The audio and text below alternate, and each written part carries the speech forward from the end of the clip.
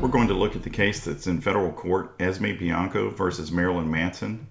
You can bring a private case in federal court if the case involves a federal question under a federal statute or the Constitution, or if there's diversity between the parties, they live in different states, and the amount's over $75,000.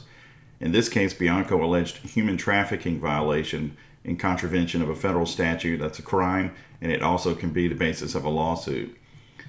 Federal court will also take jurisdiction over related state claims as long as they're closely connected to the federal question that they're going to hear. So in any lawsuit, and in this federal case, the factual narrative is usually what's most interesting to the public. That's important to lawyers too, but the lawyers are going to look at what's called a cause of action or claim for relief. And these are the actual things that the plaintiff is suing the defendant for, the legal theories that they seek recovery for. It can be different and much more specific than what the factual narrative would suggest. So originally, Bianco sued Manson for 3 different claims for relief. She has filed an amended complaint that now brings that up to 5 due to alleged interference with a contract with Deftones. I'm going to start with the 3rd claim first because that's the one that brings this case to federal court. It is a federal crime under 18 U.S. Code 1589 to engage in the conduct of forced labor. The elements of that are these. If someone knowingly provides or obtains the labor or services of a person by means of force, threats of force, physical restraint, means of serious harm or threats of serious harm, abuse, threatened abuse, etc., they'll be punished. Accordingly, if someone's knowingly benefiting from that, they can be punished as well. That's a crime under federal law. Now, of course, normally a crime that's handled by the state, the government. But the federal government also passed a statute that allows a civil claim if these elements are met. That gives a private right of action for somebody to sue in federal court if they think they've been the victim of this. And that's what Ms. Bianco has done in this case. So that takes the case into federal court, which is where she wanted it. But probably the main reason she filed this is the federal claim comes with a 10-year statute of limitations. And since the incidents that she complains of were quite a long time ago, that's critically important. The state claims are governed under a shorter statute of limitations. We'll discuss when we hit those claims. So she makes this claim out against Manson saying that he violated federal law by forcing me into forced labor, and that the other defendants in the case, the record company or whatever, they benefited from it. And so they're liable to me in federal court for those actions. The first 2 claims relate to sexual battery under California law. That claim, you probably know, has been the subject of a revised statute of limitations going out to 10 years and some period past the discovery of that. And at the time of the filing of these cases, the plaintiffs were certainly hoping this new statute would be applied, but state and federal courts have held this new 10-year statute of limitations does not revive any claim that was barred under the previous statute of limitations. So it doesn't rescue claims that had previously been barred. So Marilyn Manson naturally moved to have these 2 claims dismissed under state law, that under the prior statute of limitations that they would have been barred. The court in this case, however, agreed with the state courts in the reading of state law that the new statute of limitations does not apply. The shorter, older statute would apply, but they found that the doctrine of equitable estoppel could apply in this case. And if that were satisfied by the plaintiff, it would mean that Manson cannot plead the time bar statute of limitations for this time period where his conduct prevented her or caused her to not file her lawsuit. That's what the equitable estoppel is about. That's not in the new statute of limitations. That's just an old equitable remedy that a court can apply. Kind of surprised it was applied here due to the distance between the parties. The court did not say, hey, this is definitely the case. There is no statute of limitations issue. They said there's a factual issue whether equitable estoppel applies based on the threats that the plaintiff has alleged that Manson made against her to keep her from filing a lawsuit. So at this stage, the motion to dismiss was denied and these claims survive. So she has her 3 original claims still surviving in court. If you've seen some of Ms. Bianco's interviews, I think that has caused some consternation with people saying, what is she talking about? You see some of these plaintiffs on TV talking about they didn't realize they were being abused, or they didn't understand the nature of the abuse, or they didn't understand how they were harmed by it until recently, say this meeting that they had together only a couple of years ago or whatever.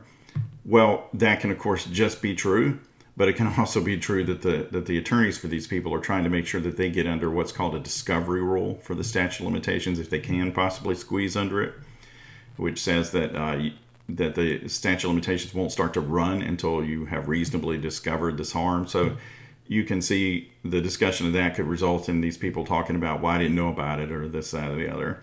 However, in this case, with Bianco's case, even though she has said things like that in interviews, what saved her state law claims in this case was not the lack of awareness, but rather it was an awareness, she alleges, of the threats against her if she were to bring this lawsuit, that she feared for her safety continuously throughout this period until she filed the lawsuit, or up until recently when she filed it. That kind of goes against the I didn't know I was abused thing. If you're sitting around in so much fear that you will not file a lawsuit against someone, but now, of course, you do find the courage to do it. Again, I think that was pretty permissive by the judge in this case, but it's still just a factual issue. It could come back to bite her claims later if that fear is not found to be reasonable for the length of time that she says it is. It's not a wholesale dismissal of Manson's statute of limitations defense. It just keeps it in the case as an affirmative defense with a factual issue at stake.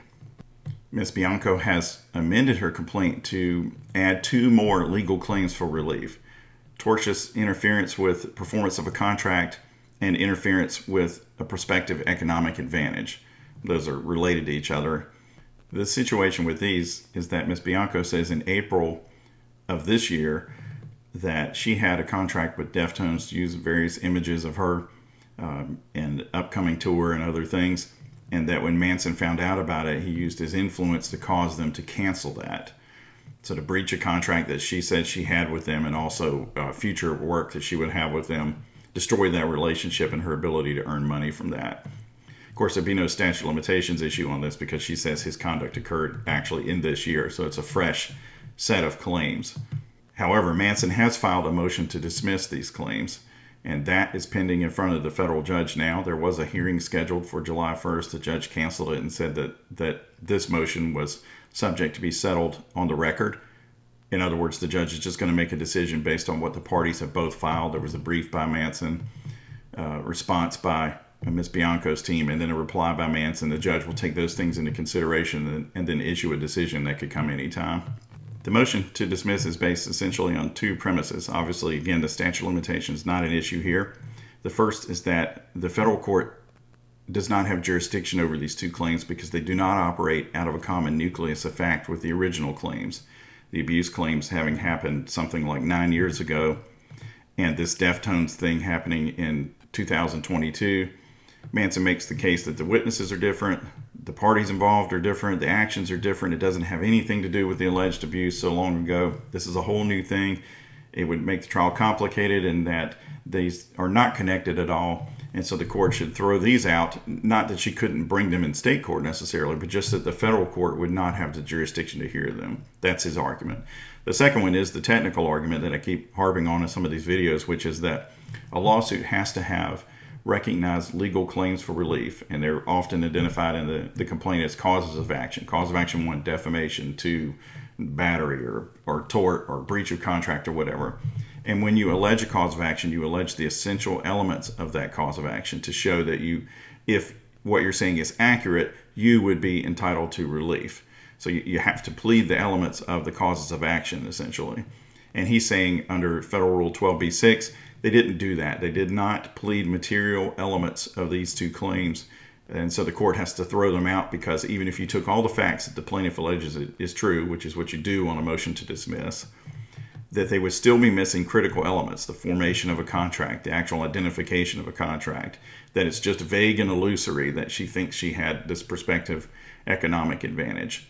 So that's appropriate on a motion to dismiss, for the judge doesn't have to hear anybody talk about it, because your motion to dismiss says if you're an attorney and you read this lawsuit or you're the judge, you should be able to look for the elements of the causes of action, and if it's missing one, then you throw it out. So the judge is going to rule on that soon. We'll see. Yeah, it could go either way, I guess, on this one. The judge was pretty permissive on the statute of limitations issue, finding this equitable estoppel to be a fact issue. Wouldn't surprise me if these claims stay in this lawsuit. But on the other hand, it wouldn't surprise me if they're thrown out. This is just a matter of law for the judge to decide, so we'll see. But one of the things that can be frustrating or confusing to somebody watching these cases in the early stages is that the motions to dismiss and those sorts of things, they're being decided on technical matters based on allegations in the complaint. And when you're moving to dismiss something based on the allegations of the complaint, the court will take those allegations as true or in the light most favorable to the plaintiff. And it's also interesting, since there are numerous lawsuits, the various strategies employed by the plaintiffs to try and get around statute of limitations issues, to try and have their claim survive, either alleging late discovery or being threatened, and that's why I didn't file, or going to federal court where there is a 10-year statute of limitations. It's also interesting to see Manson's attorneys. I think it's kind of a containment strategy. They're making the right motions in these kind of cases, but they've also gone on the offensive against Wood and Gore with very specific claims that were crafted to give them the highest odds of success that they can have. Their lawsuit against Wood and Gore, people think it's a defamation suit against Wood, but it is not. There is not a legal claim in that lawsuit that is for defamation against Wood. The only legal claim in that lawsuit for defamation is against Gore for saying that Manson had engaged in sexual conduct with an underage person related to the grouping movie. That's the only defamatory statement in the lawsuit that is the basis completely for the defamation claim that's in there. There's 4 claims, and while there is allegations that other sorts of defamatory statements are made, those are only part of a series of conduct related to intentional infliction of emotional distress. So it's completely different than the Depp case, where Depp went straight out and said, these claims against me are defamatory. I did not abuse her. In the Manson case, while he is denying the abuse, he has not made that a central element of any of the claims in his lawsuit against Wood and Gore. I think that's missed by a lot of people. And it means I think it's going to be easier for him to make his case against them on the specific things that he's alleging, assuming he has the evidence, because it will not be subject in a legal standard to this whole array of, well, did he abuse her, didn't he abuse her, who consented to this, that, or the other. Those are not the contentions in his complaint. It deals more with the post-abuse allegations conduct, the swatting, the fake FBI letter, saying he had sex with underage people, that kind of hacking into his computer, fiddling with his digital storage and stuff like that. Those are the basis for the lawsuit. It's not that, well, Wood said I abused her, so I sue her for defamation. That is not the lawsuit. It just, people think it is based on media coverage. So there's a sophisticated strategy being employed by Manson's attorneys, also by the plaintiff's attorneys, and there's a dance right now on the technical levels with all the motions and things. Wouldn't surprise me if these cases fall out in settlement, but you never know. They may end up going to trial too. I don't know the full objectives of the plaintiffs, or how Manson's able to corral this and try and get rid of it and get on with his life. Where you stand on it depends on who you believe, okay? And that's on the factual narrative and not these legal technicalities. So it'll be a while before that matters more to the court system than the legal dance that's going on right now. But we'll see how these cases evolve. Thanks.